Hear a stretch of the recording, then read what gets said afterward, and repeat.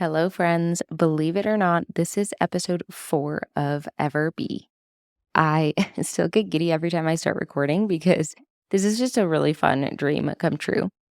Today, I have an amazing guest on the show. Her name is Jordan Lee Dooley. I'm sure you're a fan already, but if not, by the end of the episode, I know that you will be.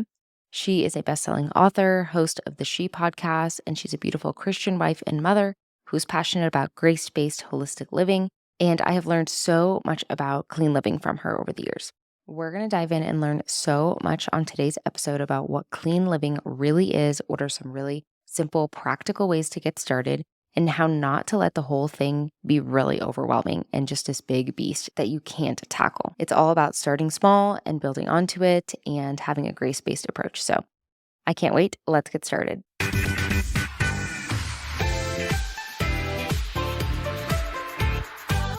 Hey, I'm your host, Mari Wagner, and you're listening to the Ever Be podcast, where faith meets lifestyle.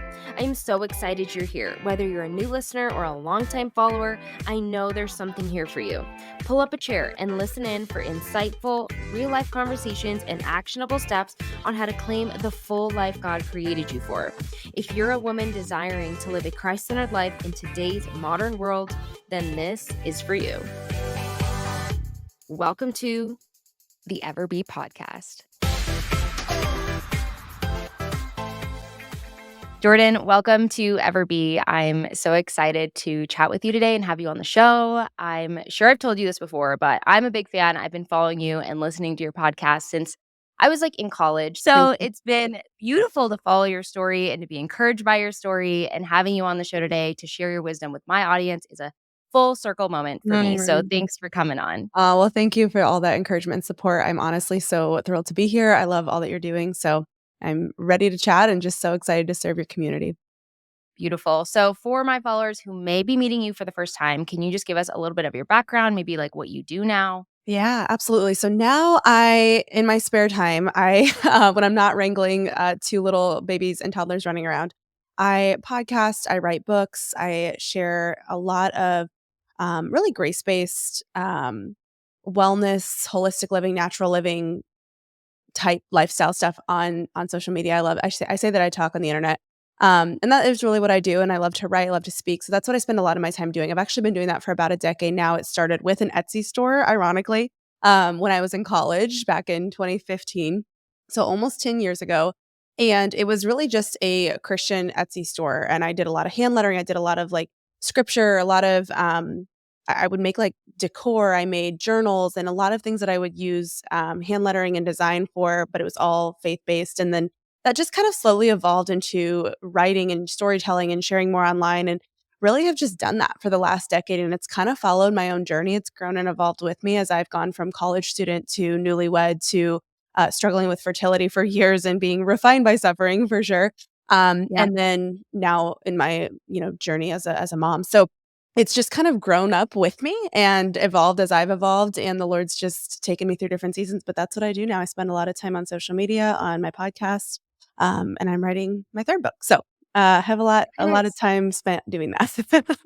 No, that's beautiful. I love the work that you do, and especially love following you because you do weave in the Christian faith into everything you Mhm. do. So it's not just, educational Yeah, on clean living and, inspiration, but it's also yeah. all biblically based and Christian based, which is the inspiration we all need in our life. Yeah. Yeah, I mean, that's really kind of been my bread and butter. That was kind of the foundation of what I got when I got started. I really I mean, we can probably all speak to this in our own way, but I feel like in college is when my faith really became my own. It was I was raised with it growing up, but it really was something that became personal in college, and it was I was on fire. I wanted to share it with people. I wanted to share it with my sorority sisters. I wanted to share it anywhere I could. And so that was really cool that at that time, social media was starting to become more of a space. I feel like blogging Yeah. was still on the newer side, and it's now turned into a lot of other things like podcasting and whatnot. But at that time, I was just utilizing that as an outlet, and it also naturally promoted my Etsy store.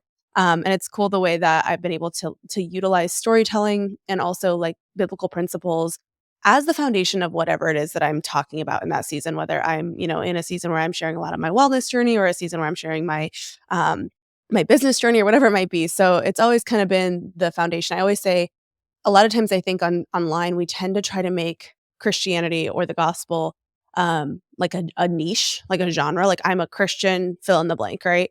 And I feel like Yeah. the fact of the matter is, like, if you've been transformed by Christ, like, you're a Christian everything. Like, you're Period. so I had to kinda shift from making it like a if you think of it like books on a bookshelf, right? We Yeah. often think like, "Oh, faith, family, fitness," like, these are all categories in our life, and they're all if you look at them as, like, different books, right? All different topics in our life. But I think the Lord really challenged me in my work, especially through my journey with suffering and miscarriage and all the things, that faith isn't necessarily like a genre or it's not a niche. It's actually like the bookshelf that holds up all the other things in our life and all the other categories. And it just seeps into everything. It bleeds into everything. It's the foundation of everything. And so that's kind of the way that I try to approach when I share um, anything that I do. It's just like, it's all going to be biblically based. It's not like faith is Yep. this like little category of what I talk about, if that makes sense. Yeah, totally. I love that. That's what we do here as well. So you'll fit in great. I know that people are going to love this conversation.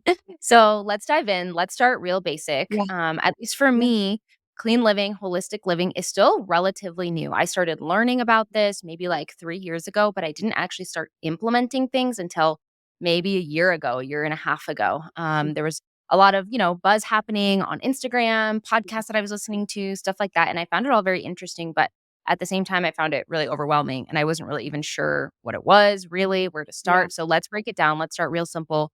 What does clean living really mean or holistic mean? How would you describe that?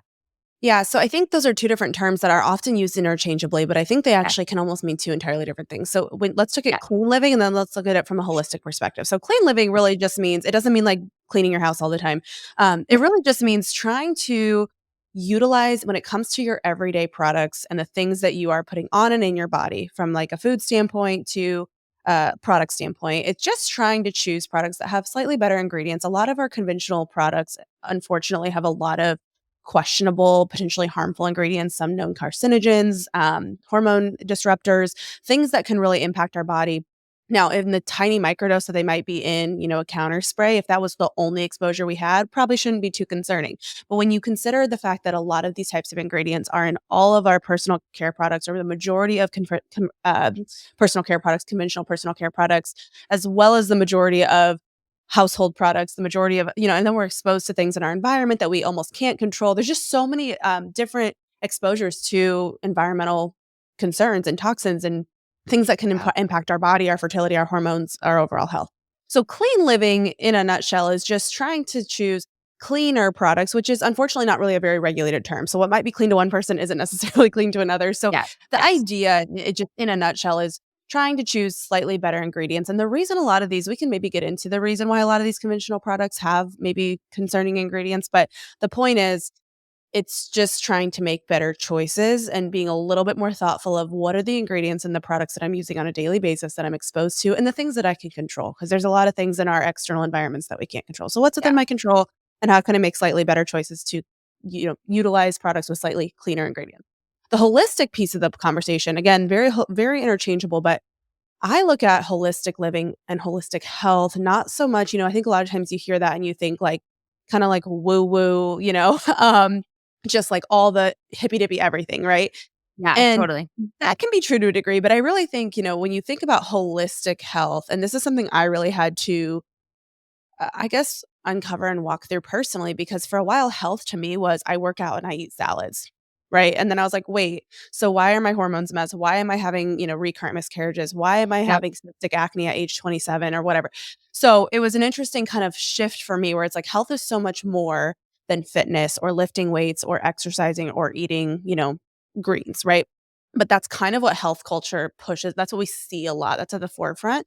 But holistic health is a holistic, quite literally, like, if you think about it as the whole person, body, mind, soul, spirit. So, I guess those soul and spirit are kind of the same, but if you're thinking about Yeah. mind, your mental health, your emotional health, your physical health, and your spiritual health, I kinda had to realize sometimes some of the things we do to pursue health, let's say physically, can actually be harmful to us emotionally or mentally because 'cause we're stressing out about it, right? Or some of the things that we might be doing to like, feel better mentally are actually hurting our physical health or vice so the idea is, like, holistic health is actually pursuing wellness in all of those areas and taking a more, I would say, like, natural approach. The way I see it is like, how can I get, 1 to 2% closer to how God originally designed us to live. Because I think in our modern culture of speed and convenience and quick fixes and magic pills and potions and all the things that we're kind of promoted to or sold to all the Yeah. time, and that's in our face, it's like we've just gotten so far away from, like, the basic fundamental design that God had in the garden, you know? And so I think holistic Right. health is, like, kind of trying to,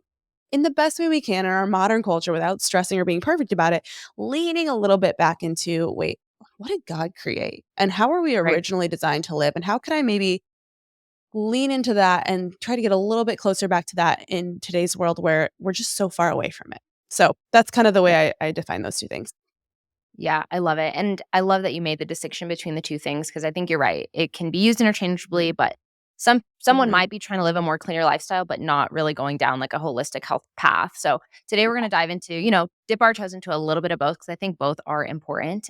Yeah, But yeah. what really led you to go down this path? I know you've done so much research, and I've learned so much from you, but what really led you to go down the path of research and implementing more of this natural lifestyle?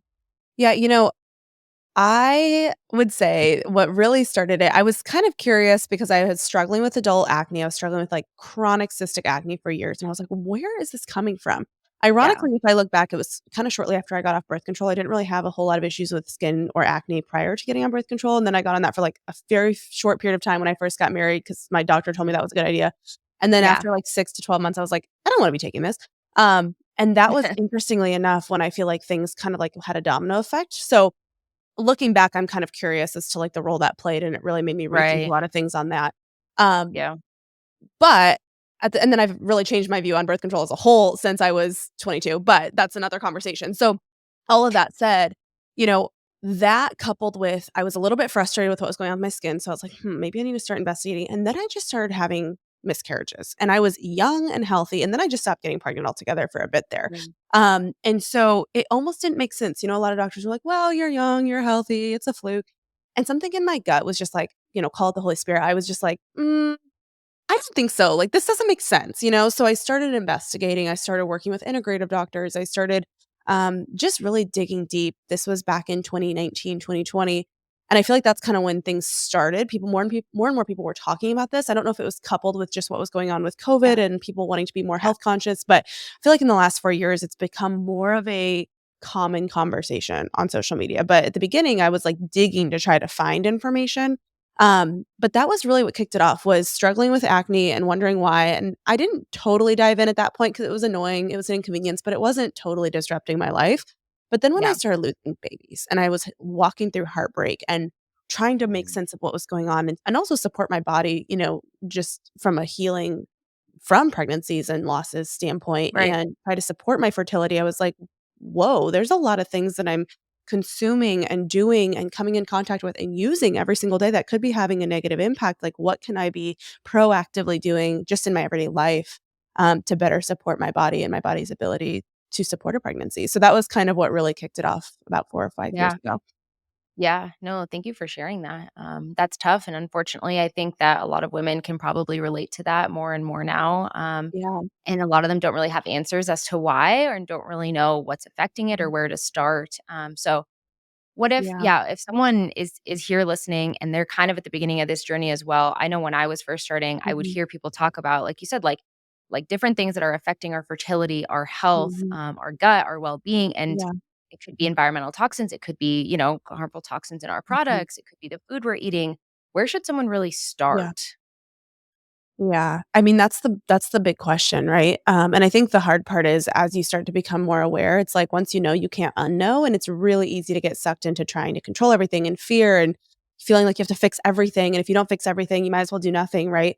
Yeah, I know I struggle with that. So the best thing I can say is I say start with your first 5 swaps. Like, just make a few healthier swaps in areas that, like, I think about the things that you use every single day or that you're mhm, using most often. So, for example, something I often recommend starting with or that I started with is like deodorant, feminine care products, those types of things that are coming into contact with kind of intimate areas of your body and also yeah, in absorbent areas of your body, and that you're using often, right? And yeah, regularly. So anyways, I actually have a freebie. I don't know if this is helpful. I can give you a link to it, yeah, but if you guys want to yeah, download it, I'll make sure you guys have the link for the show notes. But it's basically just here's your first 5 swaps that you can consider, and here's the ones I would start with as a woman. And also here's kind of the process to go through swapping in general, because I think it can feel like, "Oh my gosh, I have to, like, overhaul everything," when in reality, it's like, Mhm. start with the things you're using the most, which are most likely gonna be these 4 or 5 products that I generally recommend starting with, such as deodorant, etcetera.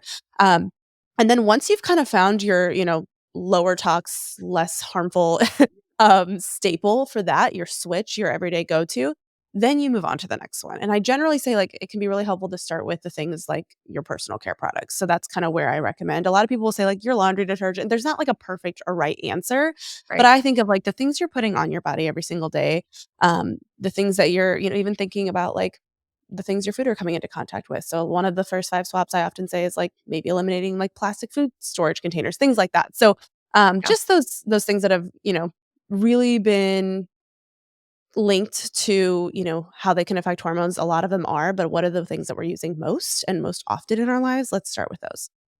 Yeah, no, I totally agree. I've heard people talk about how you can start with switching out what you put in your body or what you put on your body. And I think, Yep. both Yep. are good, but I think for me, it was Mhm. easier to start with what I put on my body because those are products that I already Yeah. know that I use every day. Makeup, skincare, Yep. shampoo, like stuff that's literally going on my skin, on my Yep. body every day. And then I moved to cleaning products and stuff like that and kind of moved from like like Yep. my personal bubble and then to the outer bubbles like in my home. Yep.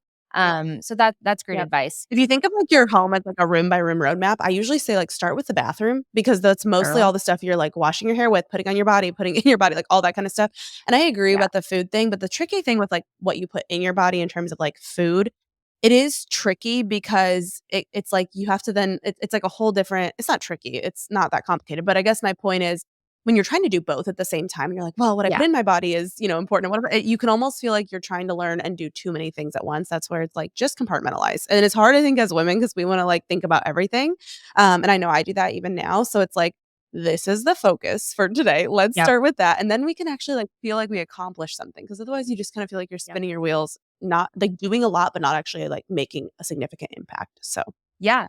And that I mean, that's what happened to me. That's why I was learning about things for like 3 years, 2.5 years and didn't do anything because I was like, "Well, I'm not yeah, ready to change everything," you know? And now I have yeah, a more, yeah. like, smaller approach. I have, like, my, like, 3 goals for the year, like, this is what I'm gonna switch, and it's so much more doable. Mhm. Um, okay, Yeah. what is so bad about the stuff in our products? Like, I remember when I first started learning, I was very skeptical. I'm like, what are why are these things bad? Why is everything all of a sudden bad? What are the things in them? Maybe I don't know if you have, a few, like, ingredients or what their impact is, like, why are these Yeah. things bad? Yeah, it's tricky to, like, nail down in a really quick conversation, but it's a really good question because I wondered the same thing. I was like, "Really? Like, they're being sold on shelves, like, would they really sell stuff to us if it wasn't, safe for us?" But I think the thing I had to remember is, like, you have to follow the dollar. You have to follow the money in pretty much everything that you're trying to figure out. It's like, well, what's driving a lot of maybe decisions behind quality or ingredients or safety, all the things. And I don't think it's that any of the companies or conventional products are, like, actively trying to harm anyone. It's that these, conventional bigger brands, things that we're used to seeing on drugstore shelves every day or whatever, they're not actively trying to harm anyone, but they are actively trying to increase and maximize profit, right? They're a business Yeah. and they're a corporation. And so a lot of times, a lot of the ingredients that end up in products are the ones that are the cheapest and like the cheapest to mass produce so that you're able to have high inventory, keep things stocked, and also keep costs low and therefore profit margin high, right? The products that use more natural ingredients or even like there are synthetic this is the thing I think in the natural living world that people get really confused by. There are synthetic ingredients that are not harmful necessarily. So it's not always like it Mhm. has to be like you picked up a rock from the earth and stuck it in your makeup and that's what makes it safe. It's actually like there are synthetic ingredients that are harmful and there are natural ingredients that when in certain ways can be harmful depending on how it's processed and all of the things. So when it comes to like what makes them bad, it's that a lot of times these companies that are prioritizing profit are choosing lower quality ingredients, ingredients that like for example parabens is something that is very like there was actually recently a study done and I found it really fascinating where when women switch to their natural or their personal care products for 30 days, and they just avoided things like phenols, phthalates, and parabens. Those are 3 kind of red flag ingredients to watch for. Yeah. They saw a significant reduction in breast cancer gene expression. It's like they measured before and after that intervention of removing those types of products. So things like that, parabens, phenols, phthalates, undisclosed fragrance, which can essentially mean fragrance is not bad. Like a product having a smell is not what makes it bad. It's when there's a blanket term like blanket term fragrance. It can mean that there's 3,000 ingredients or potential chemicals that could be used to make that fragrance that we don't know what they are because they don't spell it out on the label because it would take up way too much space on the label. So they just put fragrance. And a lot of times that's like, well, is it like fragrance made with ingredients that are not going to be harmful, or is it fragrance made with ingredients that could be harmful? So it's a Yeah. big question to say what makes them so bad because every ingredient is so different in the potential effects that it can have. But a lot of these ingredients, such as parabens or undisclosed fragrances or things like that, certain preservatives, which is what a paraben basically is, it can have endocrine disrupting effects, which means it's affecting hormones. Some are known carcinogens or can be linked to carcinogenic properties. Some are allergens and irritants. Like there's just different effects that these different products have. There's actually a really interesting website that is specific to beauty, but it's really helpful for kind of educating. It's called the Campaign for Safe Cosmetics, and it helps kind of break down like, hey, here's why this ingredient is concerning. Here's what it typically shows up in. Here's products you're going to see it in most likely or most often. So anyway, that's kind of a helpful educational resource too. But hopefully that kind of answers your question in a nutshell because it's a big question that we'd have to almost go through every ingredient. But yeah, examples are I things know. like I know. I parabens, feel like phthalates, fragrance. I actually have a cheat sheet too. If that's I have another freebie I can yes. drop. That basically is like here's kind of the 20 red flag ingredients to watch Yep. for, and here's like I give like a little blurb of like here's why it's a red flag. Here's what how it might appear on a label. It might show up as like Mhm. PEG-1 or might show up as, methylparaben or different names that basically mean this is in the paraben family or this is in the, Yeah. um, you know, quote unquote, like harmful preservative family that you might want to avoid. So hopefully that's Yeah. helpful. I'll include No. that link too. Yeah, it is, and I know we could go into a whole other episode going into every single one and what are all the facts and stuff Yeah. like that, but Yeah. even just naming those few, I think is Yeah. helpful. I was Yeah. gonna mention the cheat sheet because that was helpful for me too to kind of, like, know what some of these are, and I think the biggest one that you mentioned, even to start with, that's easy to remember is fragrance, and that'll start knocking out a lot Yeah. of the stuff And in that's our the thing, path. like, a lot of those quote unquote "questionable" or concerning ingredients are often what are, like, part of this synthetic Yeah, fragrance. So yeah, that's where it's like, if you just kind of watch for anything that just says fragrance and the actual ingredients in fragrance is not disclosed, it's like, yeah, probably better to just avoid unless they disclose yeah, somewhere on their website or later, another part of their label what's actually in it, and you can look up what those ingredients are and how they affect human health. That's just gonna be a really simple way to avoid unnecessary exposure. yeah. One thing that has been so refreshing for me on your page, both when it comes to, clean living and your idea of, like, simple swaps and starting small or holistic living, you just have this, like, Mhm. grace-based approach. I think in the wellness Mhm. world, it can get really overwhelming just in general, but Yeah. also if you're going into the wellness world with, like, a health problem that you're actually trying to address and find answers for, it can be even more overwhelming because you just see, Mhm. all these things that you should be doing, all these supplements that you should Yeah. be taking, all these different types of eating regimens and all this different type of advice, but Yeah. your page has been refreshing and is kind of a sense of, like, rest and peace in the midst of the noise to be like, "Yes, there are changes that you can make, but it's okay to have a grace-based approach and be patient with yourself and know that it's gonna Yeah. take time." So what Yeah. does this mean to you, and what can it look like for women who are wanting to pursue that? Yeah. A lot of people talk about 80/20. Like if 80% of what you're doing is good, then like you can have some flexibility with 20%. And I totally agree with that. But I also think something to remember is if you're, living 100%, conventional products, you've not made any changes, you've not even considered any of this stuff, and you've changed or improved 20% of what you do, 20/80 is still great, and that's kind of the heart of behind what I share is like what this looks like and the capacity each of us have and the commitment each person has is going to vary person to person, situation to situation, budget to budget, circumstance to circumstance. And so I think that's an important nuance to the conversation because I think otherwise it just creates this culture of like shame of like, well, if you're not doing it all, you might as well do nothing, right? Or like if Yeah, you aren't doing it all, you're basically doing nothing. That can be the lie we begin to believe. And we can think the handful of changes or, steps in a healthier direction we try to make is entirely pointless because we can't change all this other stuff over here. And I know for me personally, I'm kind of an all or nothing person, especially when I uncover something that is like eye opening for me or I'm me too, passionate I about know. something. And when I was, like, on this mission to, like, fix my fertility and, like, fix my body and my hormones and whatever was going on in whatever in me in my body internally, I think I just kinda, like, went straight into the deep end. And so for at first, Mm, I was very intense with it, and I tend to be somebody who, like, reaches for control, and it felt like something I could control. It reminded me a lot of when I was in college, and this is where I think sometimes it can become a very stressful and even, like, an idle, a stressful thing and an idol because it reminded me of when I was in college and I got really into fitness and I started running and logging miles, and nothing wrong with running and logging miles, right? That's like good for our Yeah. bodies to an extent. But it kind of became an obsession. I felt like there was a lot of areas in my life that were spinning out of control or just not in my control. I had walked through a breakup. My grandma passed away. I moved away to college for the first time. All of that was happening within the same year. And I just suddenly felt like there was like nothing I had really strong control of. And so I think fitness and like controlling my calories and things like that became a means of control. It started with good intent to like support my health, and it turned into I'm grasping for control. Flash Mhm. forward a decade, I was in this place of, or almost a decade, I was in this place of no longer struggling with control around fitness and calories and those types of things and body image, but more like my body isn't functioning how it's supposed to. It's got all Right. this acne, losing babies. Like, what the heck is going on? And so I think unknowingly in my pursuit to try to support my body better, it then tipped from better stewardship to obsession and idolatry. And so I had to kind of reel it back. And it was really humbling for me because through my wellness journey, I think I made a lot of, I mean, I was able to clear my skin. I supported my fertility. I think it only helped my body when I finally was able to carry a pregnancy to have a lower toxin burden and have made a lot of these changes.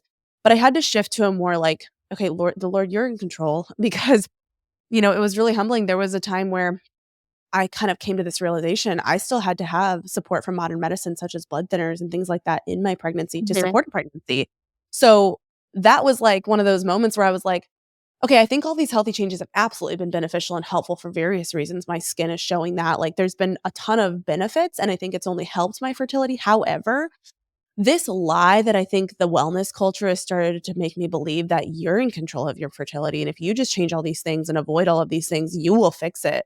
Like, that seeped deep into my brain, and then when I realized, like, that's not actually the only solution, like, Mm. I still need some support from modern medicine, and not even that, because modern medicine isn't always the solution either. It's ultimately that God is sovereign over it. There was so many times in Yes. my pregnancy where I Yeah. had to make and in my journey that I've had to make concessions, or I've not been able to do things as clean as I would have liked to or as natural as I would have liked to. My birth, it wasn't as natural as I would have Right.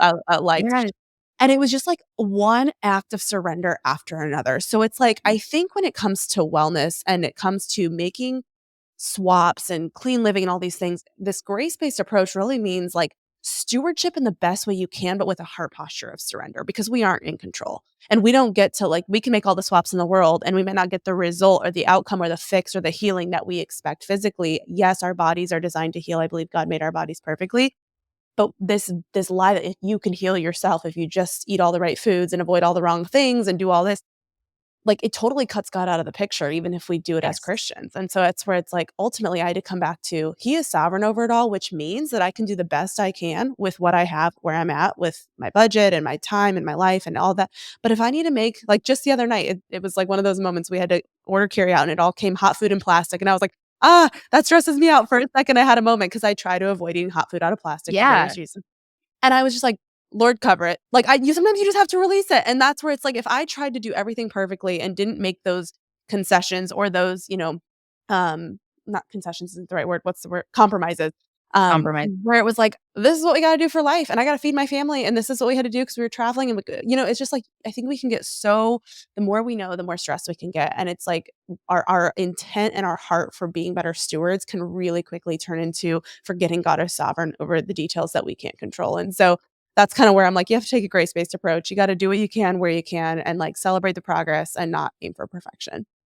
I love that. That is a beautiful way to view it all, and I Mm, think the way that we should view it as Christians because in yeah, the end, no matter what we do, like you said, God is sovereign, yeah, and He's in charge of everything, and yeah, this whole thing you're talking about kinda reminds me of when we look at our life and we feel like if we don't do one thing the yeah. right way, we're gonna mess up God's plan for us. Right, Like, all of right. a sudden, we have all this power Yep. to totally screw up what God has in store, which Yeah, just isn't true, and, the yeah. Lord, like you said, like, He Mhm. gave us all these natural things, but He also gave us humans who are very, like, intelligent and that have made advances in research Yeah, that can also help us, and yeah, so, in the yeah, end, the Lord is guiding, every single one of our lives and is yeah. blessing us, and in the end, He Well, and the has the one final. other thing that I wanna speak to, because I think and if someone's at the beginning of their journey or maybe somewhat early on and you're starting to uncover all of these things, like parabens can be bad and all this, like, kinda what we talked about. That's why I was, like, kinda hesitant to answer your question because I was Yeah, like, "I don't wanna create yeah, any fear," but, um, I think as you uncover, like, "Oh my gosh, all this stuff is in my products and all this stuff is in our food and da, da," it can, like, start to be really happening, and you can almost feel that I'm sure you've heard this phrase that people kind of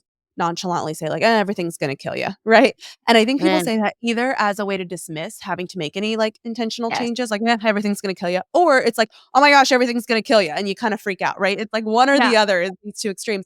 And I feel like the Lord really challenged me to remember, like, yeah, it is because we live in a fallen world and we live in a True. world touched by brokenness and sin. So we could choose the most perfect products in the world. That doesn't mean we're going to avoid death. It doesn't mean we're going to avoid sickness. It doesn't mean we're going to avoid suffering. It's going to find its way toward us or to us in one way or another. We will be touched by the fall essentially of mankind because we can't escape that on this side of heaven. And I think sometimes in our effort to pursue wellness and to be better stewards of our body, it's like we're longing for Eden. We don't want to be touched by infertility. We don't want to be touched by illness. We don't want to be touched by disease. We don't want our families to be touched by death.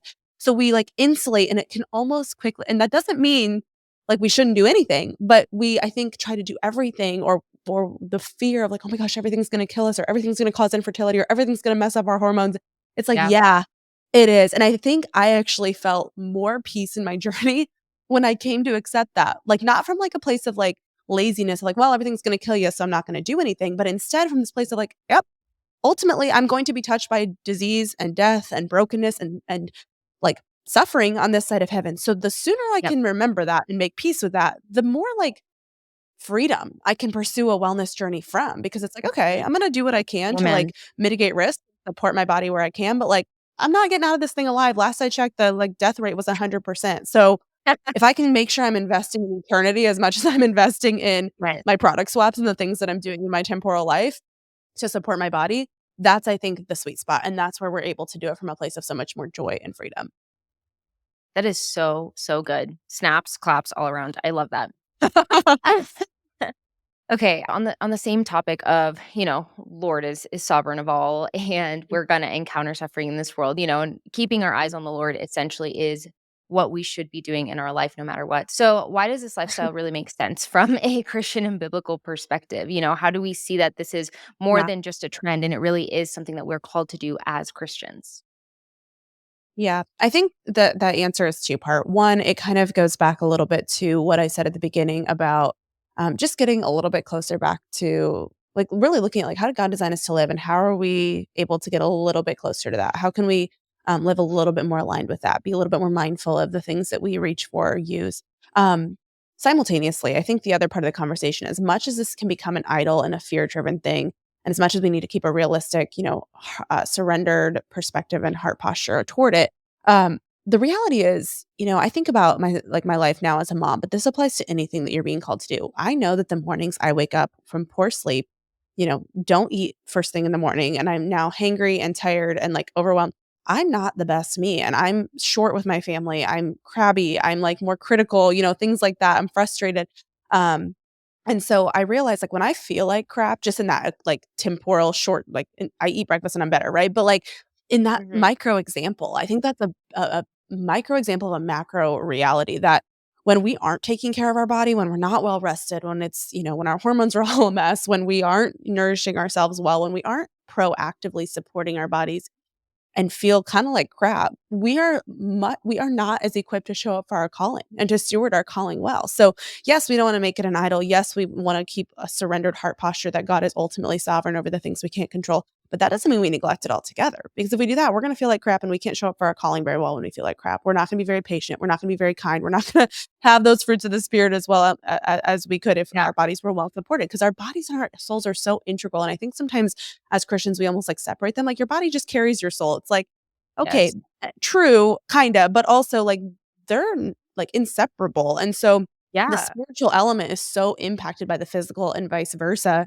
So I could be in the Bible every single day, all day, and be spiritually nourishing myself, which is the most important thing. However, if I physically feel like crap, those things are gonna be, like, incongruent and misaligned, right? So, I think it's really just fundamentally coming back to caring for the vessel that God gave you to carry out your calling on this earth, whether that's to parent children right now, to host a podcast, to write a book, to show up to a job and, be a light there, like whatever that looks like in this season. How can you make sure that you're not just like giving your body a bunch of junk that isn't actually fueling it well and that's actually maybe creating a lot of imbalance that's making it harder for you to show up with patience, kindness, self-control, gentleness, humility, all of these things that we want to that we want to like exemplify as Christ Yeah. followers, right? So it's really just, if you look at it from that lens, it makes it a lot more, it gives it a little bit more of an eternal perspective than just, oh, I just want to clear my skin. Those things are great too, but really, what's the like heart of the matter? Yeah. No, that's beautiful. I love that. We could talk about this forever, but we're gonna have to wrap up soon. But before we go, can you share any sort of resources or point people to maybe where they can dive in to learn more? Yeah, absolutely. So the two resources I mentioned, I think, are great starting points. They're like just freebies. There's a ton of books and like podcasts and things, but I almost say like start really simple, because otherwise it can Yeah. feel like you're just drowning in information. I think Mari's giving a ton of great information, so she's a great resource too. But the safes, or the first five swaps guide, and my label reading cheat sheet, I would say those are going to be great resources to not only make your first five swaps, but also just to be able to be a little bit more equipped and empowered with knowledge when you're at Target and you're considering which deodorant to buy or which shampoo to buy. You can just check the back of the label, because I could tell you all the best brands and all the things, but you have to do what works for your budget and consider what like is most important for you. And also, brands change, products change. So it's better to just be able to say, can I check these things? So those are the two things I would honestly recommend starting with if you just want a really simple, like, where do I even begin starting point? You're not ready to have like a PhD in this stuff. Yeah. No, absolutely. I agree. Start small, less overwhelming, Yep. small goals to do Yeah. first. So Yeah. thank you, Jordan. Your wealth of knowledge. I love everything that you brought to the table today. I know that our listeners are going to get so much value out of this. So where Absolutely. can people learn more about you and find more of you? Yeah. So I have a podcast called She. So if you like this podcast and you listen to podcasts, you might like that as well. And then I'm also on Instagram at Jordan Lee Dooley. So you can follow along my journey there. And also a lot of podcast episodes that are very, I say it's like grace based wellness and biblical womanhood is what we talk about on my show, which I'm sure is very similar to what you're doing here. Yeah. Yeah. It's great. I listen to She, big fan, highly recommend to go check it out. And yeah, that's all we've got for today. So thanks so much for coming on, Jordan. Yeah. Thank you for having me. It was so fun to chat. Thank you so much for listening in. If you've enjoyed this episode, please share it with your friends and on social media, and give me a 5-star rating on whatever podcast platform you're listening on. That helps me and the show out so much. Also, make sure to follow the podcast on Instagram at EverBePodcast. And if you want more content like this and you don't already follow me, you can also follow me on Instagram at mari.c.wagner. And may his praise ever be on our lips. God bless.